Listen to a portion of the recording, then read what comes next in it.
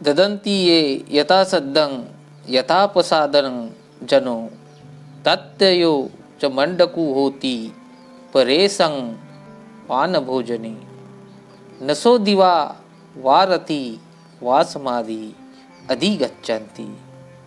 अर्थात लोग अपनी श्रद्धा भक्ति के अनुसार दान देते हैं।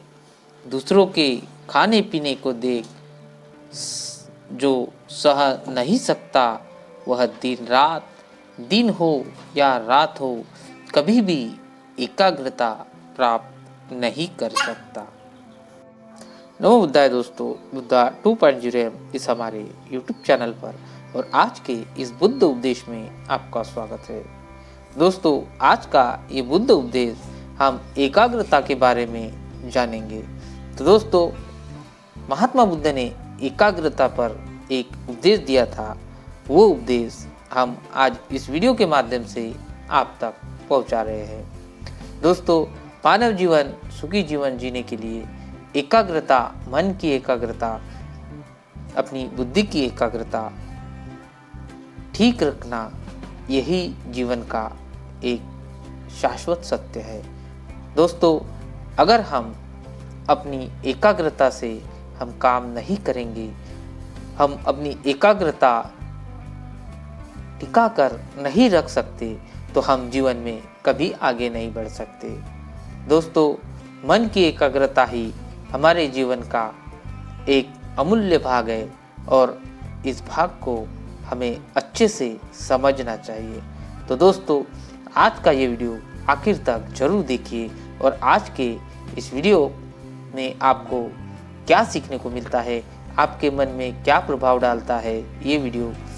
तो अगर ये वीडियो आपको अच्छा लगता है तो इस वीडियो को लाइक और चैनल को सब्सक्राइब करके बेल आइकन प्रेस कर दीजिए ताकि हमारे आने वाले वीडियो आपको सबसे पहले पहुंच सके।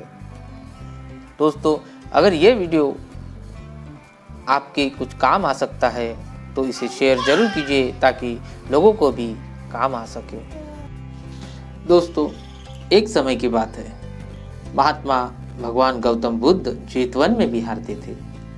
उस समय पास के किसी गांव से एक युवक आया और उसने वहां आकर प्रवज्ञा ग्रहण कर ली। उसका नाम तिस्स रखा गया। उसमें यह बुरी आदत थी कि वह सबकी निंदा करता था। वह अनाथ पिंडक और विशाखा जैसे महादानियों को भी निंदा करता था। कारण हो तब भी वह नहीं चुकता था और कारण ना हो तब भी निंदा करता था। वो चुकता नहीं था, किसी न किसी बात को लेकर वह उनकी निंदा ही करता था। निंदा का कारण खोज लेता था, अन्यथा स्वयं वह निर्मित कर लेता था कि मैं किस तरीके से इनकी निंदा करूं, इनको नीचा दिखाऊं, कैसे करूं, यही सोचता था और उसमें वो सफल भी हो जाता था। कोई दान ना दे तो निंदा करता था और कोई दान दे तो कहता था, अरे यह भी कोई दान है। दान देना सीखना हो तो मेरे परिवार से सीखो। वह अपने परिवार की प्रशंसा में लगता रहता था, से सारे संसार की निंदा करता था, सिर्फ वह अपने परिवार को ही अच्छा समझता था। उसके परिवार के जैसा कोई नहीं है, इस संसार में उसके परिवार के जैसा कोई नहीं है, ऐसा ही उसके दिमाग में चलता था और ऐसा ही वो सोचता था। अपने परिवार की प्रशंसा ही उसका काम था। एक बार कुछ भिक्खु उसके गांव गए तो पाया कि वह व्यर्थ ही दूसरों की निंदा करता है और व्यर्थ ही अपने कुल परिवार की प्रशंसा करता है। उसके परिवार में ऐसा कुछ भी नहीं है। उसके संबंधियों की माली हालत भी ठीक नहीं है। भगवान तक यह बात पहुंची तो भगवान ने कहा, उसकी निंदा की यह आदत आज की नहीं है, अनेक भावों को इसने ऐसे ही निंदा कर करके गवाया है। जितनी शक्ति इसने दूसरों की निंदा और स्वयं की प्रशंसा में व्यक्त की है, उतनी शक्ति से तो यह कभी का निर्वाण का अधिकारी हो गया होता। भिक्खु, इससे सीख लो, दूसरों की निंदा दूसरों का नहीं अपना ही अहित करती है। यह तो दूसरों के बहाने अपनी छाती में ही छुरा घोंपने जैसा है। अपने पर दया करो, अपना कल्याण करो। यह सारी बातें वो युवक सुन रहा था। वो ये बातें सुनते ही वो झट से खड़ा हुआ और बोल उठा, कोई दान ना दे तो हम कैसा भाव रखें? कोई हमें दुत्कारे तो हम उसके प्रति कैसा भाव रखें? कोई हमें तो दान नहीं देवे और दूसरों को दान दे तो हम कैसा भाव रखें उससे?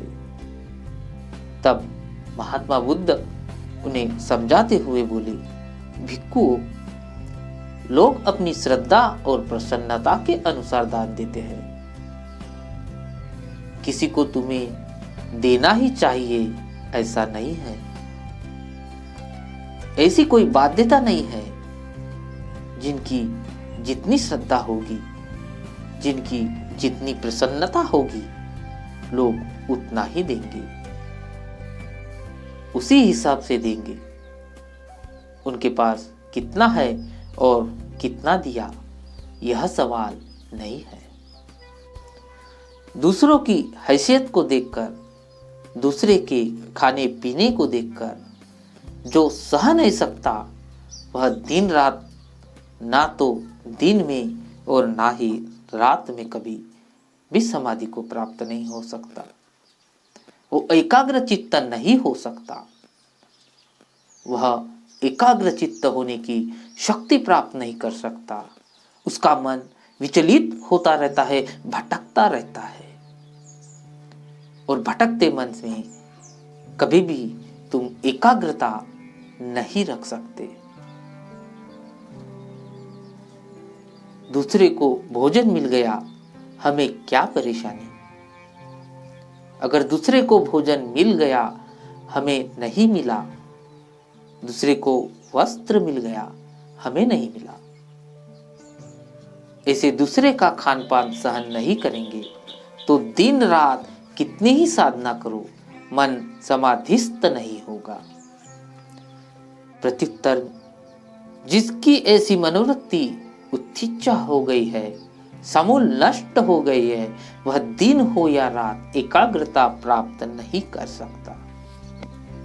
और जो व्यक्ति एकाग्रता प्राप्त नहीं कर सकता, वो जीवन में कभी आगे नहीं बढ़ सकता। मन की एकाग्रता ही जीवन का एक नींव है, जीवन जीने की नींव है। अगर मन तुम्हारा एकाग्र चित्त है तो तुम किसी भी काम करो, कोई भी काम करो, तुम उस काम में सफल हो जाओगे, क्योंकि तुम्हारा मन उसी काम में लगा रहेगा।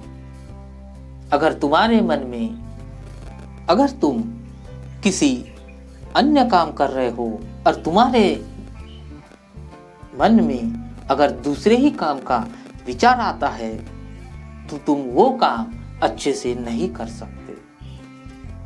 जैसा तुम्हें वो काम करना चाहिए, वो वैसे तुम नहीं कर सकते। दोस्तों, अगर हम अपने मन को एकाग्र चित्त से करोगे, क्रोध में कभी अच्छी बातें नहीं हो सकती।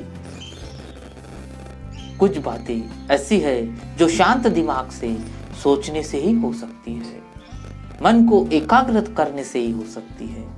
अगर हमारा मन एकाग्र चित्त है तो हमें वो काम करने में और अच्छा लगेगा और हमारा काम वो अच्छी तरह से निपटेगा। दोस्तों, महात्मा बुद्ध ने यही उपदेश हमें दिया है कि मन को एकाग्र चित्त करने के लिए मन को एक ही जगह रखना चाहिए, दूसरे विचार उसमें नहीं आने चाहिए। तभी तुम एकाग्रचित्त रह सकते हो। ऐसा कहते हुए भगवान ने कहा हक जाकी जातक कथा सुनाई और ये कथा कही, ददंती ये यथा सिद्धं यथा प्रसादनं जनो तत्थ यो च मड्डुको होती परेसंग पान भोजनी नसो दिवा वा रति वा समाधि अधिगच्छन्ति। लोग अपनी श्रद्धा भक्ति के अनुसार दान देते हैं। दूसरे के खाने पीने को देख जो सह नहीं सकता वह दिन या रात कभी भी एकाग्रता को प्राप्त नहीं कर सकता।